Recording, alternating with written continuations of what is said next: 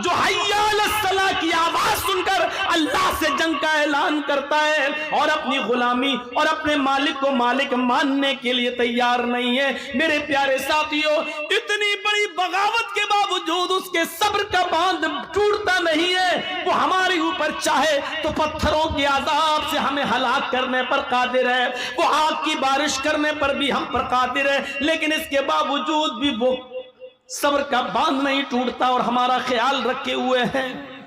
अंदाजा लगाइए आप और सोचिए कि हम कितनी बड़ी बगावत पर उतरे हुए हैं। और इसके बावजूद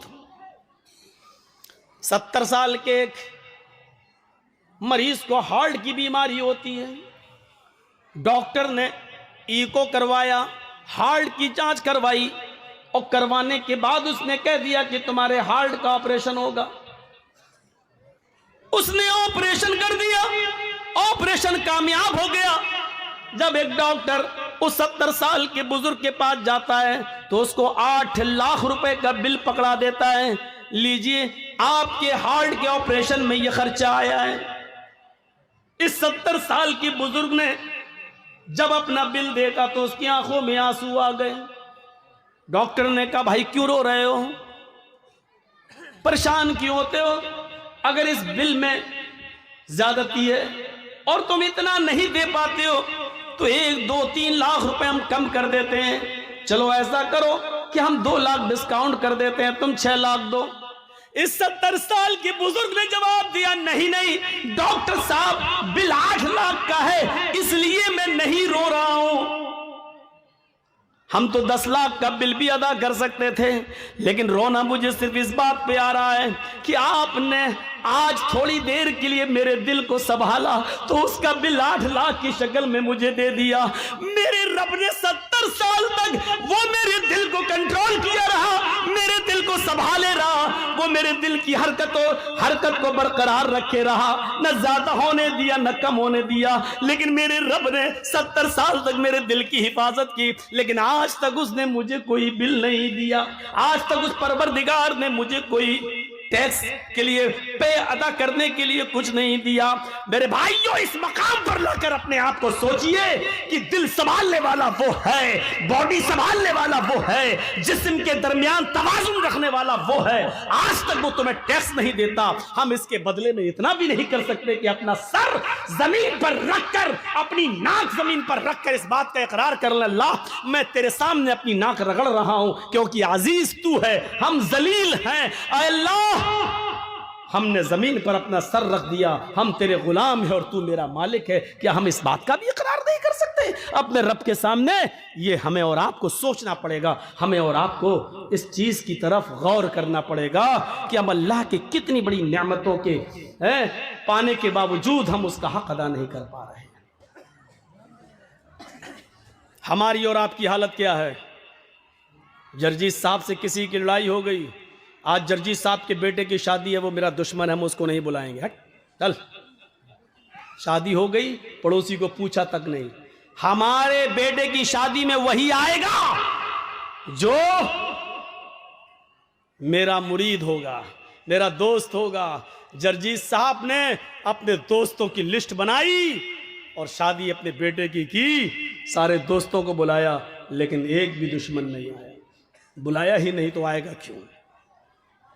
ये छोटा बड़ा हम सोच सकते हैं, ये दुश्मनी हमारी हो सकती है। हम अपने दुश्मन को देखना गवारा नहीं करते, हम अपने दुश्मन को अपने दस्तरखान पर बिठाना गवारा नहीं करते। लेकिन जरा रब की रहमत पर नजर डाल के देखो, वो कहता है अल्हम्दुलिल्लाहि रब्बिल आलमीन। और दुनिया वालों, मैं सिर्फ मुसलमानों का रब नहीं हूँ, मैं हिंदुओं का भी रब हूँ, मैं ईसाइयों का भी रब हूँ, मैं क्रिश्चियन का, मैं जैनियों का और मैं सिखों का भी रब हूँ। अगर एक मुसलमान को मैं खिलाता हूँ तो एक हिंदू को भी मैं खिलाता हूँ, एक ईसाई को भी मैं खाने को देता हूँ। अगर मैं हवा चलाता हूं तो इससे एक मुसलमान को अगर फायदा होता है तो हिंदू के घर तक भी जाती है। अगर इस बारिश से हम गल्ला उगाते हैं तो मुसलमानों का उगाते हैं तो गैर मुस्लिमों का भी उगाते हैं। ओ लोगों, हमसे सीखो, हमारे दरमियान कोई दुश्मनी नहीं है। हमने अगर इस दुनिया में किसी से दुश्मनी की होती तो दुनिया में वो आदमी जीता ही कहाँ है। लेकिन हमारी नजर में दुनिया की हैसियत कुछ है ही नहीं है। लौकानत दुनिया तादिलु इंदल्लाहि जनाह बऊज़तिन मा सका काफिरम मिनु शुरबत माइन। ओ दुनिया वालों, अगर अल्लाह की नजर में मक्खी के एक पर के बराबर, मच्छर के एक पर के बराबर भी इस दुनिया की इज्जत होती, अल्लाह इस दुनिया को मच्छर के पर के बराबर भी अगर इज्जत देता, अगर मच्छर के पर के बराबर भी इस दुनिया की शान और शौकत अल्लाह की नजर में होती तो मा सका काफिर मिनु शुरबत माइन, तो अल्लाह इस दुनिया से किसी काफिर को एक घूंट पानी भी नहीं पिलाता। लेकिन दुनिया की कोई हैसियत अल्लाह की नजर में है ही नहीं, मच्छर के पर के बराबर भी दुनिया की हैसियत नहीं। इसलिए पियो, खाओ, दौड़ो, बदमाशियां करो, जो करना हो करो, आखिर मरकर जाओगे कहां? आना तो मेरे ही पास है, तुम्हारा रिमोट कंट्रोल तो मेरे ही पास है। टीवी पर हमारी बीवियां कुछ भी देख रही हो, सीरियल, अब वो नाच रही है, नाचे, जब चाहे तब हटा दे। रिमोट कंट्रोल तो आपकी बीवी के हाथ में है, जब चाहे दबा दे और वो स्क्रीन बदल जाएगी, वो पर्दा बदल जाएगा, दूसरा चैनल लग जाएगा। मेरे भाइयों, भागो कितना भाग सकते हो, पियो शराब कितनी पी सकते हो, खेलो जुआ कितना खेल सकते हो, नमाजों से बगावत करो कितना कर सकते हो, जो चाहो करो, लेकिन जाओगे कहां? आओगे तो मेरे ही पास, तुम्हारा कोई वजूद नहीं है, जाओगे कहां? मौलवी जर्जीस ने देखा इंदिरा गांधी को 16 गोलियां उसके बॉडीगार्ड ने मार दी। अल्लाह, इस देश के तो प्रधानमंत्री भी अपनी जान नहीं बचा पा रहे हैं, तो मेरी जान क्या बचाएंगे? इंडिया में तो मौतें आ रही हैं। जर्जीस भाग कर इंडिया छोड़कर पाकिस्तान की सरजमीन पर गया और पाकिस्तान की धरती ने पूछा, जर्जीस तुम यहाँ क्यों आए हो, इंडिया छोड़ के क्यों आए हो? मैंने कहा, राष्ट्रपति मरते हैं, प्रधानमंत्री मरते हैं, वहां मौतें हो रही हैं, इसलिए मैं आया हूं, ये मुसलमानों का मुल्क है।